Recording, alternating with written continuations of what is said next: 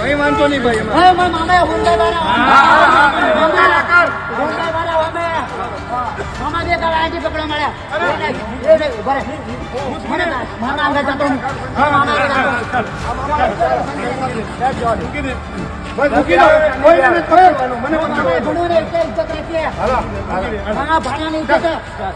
માણસને પ્રેમ કોઈ પણ ઉંમરે થઈ શકે. પ્રેમ કરવો એ કોઈ ગુનો નથી, પણ પ્રેમ જો વિખોટો પડી જાય તો એ પ્રેમ થયા બાદ એકલા રહેવાની પણ તમારે હિંમત રાખવી પડશે. તો ફરી વખત સુરતની અંદર એક એવો જ કિસ્સો સામે આવ્યો છે, અને આ કિસ્સો તમે થોડા વર્ષો પહેલાં સાંભળ્યો હશે, જે ગ્રીષ્મા વેકરિયા નામની દીકરી સાથે જે કતલેઆમ કરવામાં આવ્યું હતું એક તરફી પ્રેમના પાગલ યુવક દ્વારા. એવી જ ઘટના ફરી વખત સુરતના એક પલસાણા વિસ્તારના એક ગામની અંદર બનતા અટકી ગઈ છે. તો આજે ક્રાઇમ સ્ટોરીમાં વાત કરવી છે આ કિસ્સાને લઈ. આપ જોઈ રહ્યા છો ન્યૂઝ રૂમ ને આપની સાથે છું કૃણાલ આહિર. સોશિયલ મીડિયાના માધ્યમથી પરિચિત થઈ રહેલા સંબંધોના કરુણ અંજામના ઘણા કિસ્સાઓ તમે રોજબરોજ સોશિયલ મીડિયા ઉપર જોતા પણ હશો, સાંભળતા પણ હશો. ત્યારે આજે આ સોશિયલ મીડિયાના કારણે સુરતમાં ફરી એકવાર ગ્રીષ્મા કાંડ જેવી ગંભીર ઘટના બનતા રહી ગઈ છે. કેમ કે હાથમાં તલવાર અને પથ્થર લઈને પોલીસ સામે થયેલા યુવકના દ્રશ્યો સુરત પોલીસના પલસાણા તાલુકાના બળસડી ગામના છે. બળસડી ગામના એક પરિવારની યુવતીને વડોદરાના યુવક સાથે મિત્રતા થાય છે ઇન્સ્ટાગ્રામ થકી, અને મિત્રતા થતાની સાથે જ બંને એકબીજાની નજીક આવે છે.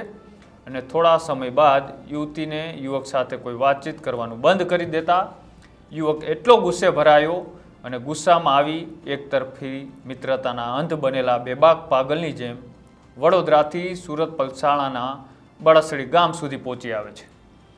આ ગામમાં પહોંચી એ યુવતીનું ઘર ગોતે છે, અને યુવતીના ઘરે પહોંચી ખુલ્લી તલવાર લઈ તેમને મારી નાખવાની પણ ધમકીઓ આપે છે.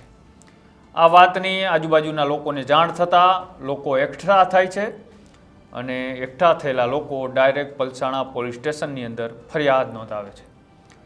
આ ફરિયાદની પોલીસ સ્ટેશનના જમાદારને જાણ થતાં તાત્કાલિક ઘટના સ્થળે પહોંચે છે, અને જેવા ઘટના સ્થળે પહોંચતાની સાથે જ આ યુવક ગુસ્સે ભરાયેલો હતો, અને તેમને સમજાવવાની કોશિશ કરતા જમાદારને પણ તે મૂકતો નથી, અને જમાદાર ઉપર આ તલવારથી હુમલો કરી બેસે છે. હુમલો કરવાની સાથે જ એ જમાદાર લોહી લોહાણ હાલતમાં થઈ જાય છે, અને આ જમાદારને તાત્કાલિક નજીકની હોસ્પિટલમાં સારવાર માટે મોકલી દેવામાં આવે છે, અને ડાયરેક્ટ પલસાણા પોલીસ સ્ટેશનમાં ફરી વખત ફોન કરવામાં આવે છે.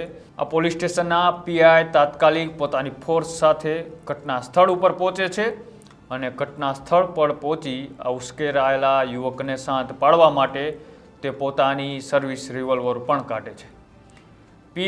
પીઆઈ વીએલ ગાગિયા પોતાના કાફલા સાથે તેમને સમજાવવાની પણ ઘણી કોશિશ કરી, તેમ છતાં આ યુવક ટસનો મસ નથી થતો, અને પોતાની જાત પર પથ્થર મારવાનું પણ ચાલુ કરી દે છે. હવે પોલીસ માટે પણ એક ચિંતાનો વિષય હતો કે આ ઓપરેશન કઈ રીતે પાર પાડવું. ત્યારે એક હાથમાં રિવોલ્વર અને બીજા હાથમાં પથ્થર રાખી પલસાણા પોલીસ મથકના પીઆઈ વીએલ ગાગિયા તેમજ હાજર પોલીસ સ્ટાફ પોતાની સૂઝબૂઝ વાપરી આ યુવકને પકડી પાડે છે, અને યુવકના હાથમાં રહેલા પથ્થરો અને તલવાર છોડાવી તેમને પોલીસ મથક લઈ જવામાં આવે છે. ત્યારે હાજર લોકોએ એકતરફી મિત્રતાના પાગલ થઈ ગયેલા યુવકની ભવાઈ પોતાના કેમેરાઓની અંદર કેદ કરી, અને હાલ આ યુવક પોલીસ દ્વારા જે કાયદેસરની કાર્યવાહી કરવાની હતી તેને લઈને પોલીસ સ્ટેશન પણ લઈ જવામાં આવ્યો. ત્યારથી આ વિસ્તારના લોકોએ હાશકારો અનુભવ્યો હતો. ત્યારે 1.5 કલાકના ડ્રામા બાદ હવે આ કાંડ ગ્રીષ્મા વેકરિયા જેવો બનવા જઈ રહ્યો હતો, તેને અટકાવવા પોલીસે સૂઝબૂઝ વાપરી, અને ત્યાં ઉપસ્થિત લોકોએ પણ આ ઘટનાને અંજામ આપતા રોકવામાં આવી. ત્યારબાદ આ વ્યક્તિને પોલીસ સ્ટેશન લઈ ગયા, અને પોલીસ સ્ટેશન લઈ ગયા બાદ ત્યાંના પીઆઈ દ્વારા વધુમાં શું કહેવામાં આવ્યું એ પણ સાંભળો.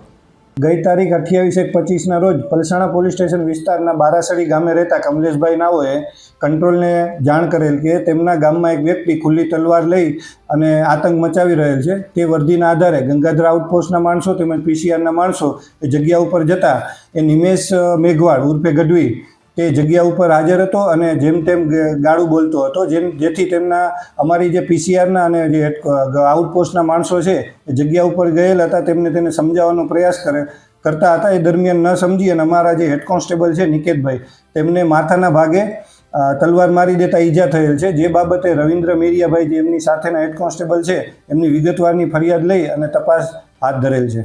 સર, યુવક કોણ છે, ક્યાંથી આવ્યો છે અને શા માટે તલવાર લઈને ફરતો હતો? નામ છે નિમેશ મેઘવાળ ગઢવી, છે બરોડાનો, અને એમને જે કમલેશભાઈની દીકરી છે તેમની સાથે ઇન્સ્ટાગ્રામ અને ફેસબુક ઉપર મિત્રતા થઈ અને પ્રેમ સંબંધ બંધાયેલો. જે બાબતે તેના ફાધરે કમલેશભાઈએ તેમને છોકરાને મળવાની ના પાડતા તેને લાગી આવતા આજરોજ તલવાર લઈ અને ગામમાં આવી ગયેલો. જી સર, આ તલવાર ક્યાંથી લાવ્યો હતો અને જે પોલીસ કર્મી છે તેને કેટલી ઈજા થઈ છે? તલવાર જે ક્યાંથી લાવેલો હતો એ બાબતેની તપાસ ચાલુ છે અને અમારા જે હેડ કોન્સ્ટેબલ નિકેતભાઈ છે તે અત્યારે સારવાર હેઠળ છે અને એમની તબિયત સારી છે. આ છે એક તરફી પ્રેમની ઘટના. આવી ઘટનાઓ રોજબરોજ તમારી સામે આવતી રહે છે. પણ જો તમને પણ કોઈ સાથે પ્રેમ થઈ જાય અને સોશિયલ મીડિયાના માધ્યમથી એ મિત્રતા જો પ્રેમમાં ફેરવાઈ જાય અને પ્રેમ થયા બાદ એ ઘટના ફરીથી એકબીજાના દુશ્મન બની જવાય તો એકબીજાને છોડી દેવાની તૈયારીઓ પણ રાખવી પડશે. જો તમે આવું નહીં કરી શકો તો કાં તો તમે અથવા તો કાં તો તમારો પરિવાર કાં તો સામેવાળો વ્યક્તિ ગુમાવવાનો વારો આવી શકે છે. તો જો આ અહેવાલ તમને સારો લાગ્યો હોય તો અમારી કોમેન્ટ બોક્સની અંદર અચૂક આપનો અભિપ્રાય જણાવજો. અને આવ્યા જ અહેવાલો અને આવી જ ક્રાઇમ સ્ટોરી અમે આપના સુધી પહોંચાડતા રહીશું. તો અમારી યુટ્યુબ ચેનલ ન્યૂઝ રૂમને આજે જ લાઇક કરો, શેર કરો અને સબસ્ક્રાઈબ કરો. નમસ્કાર.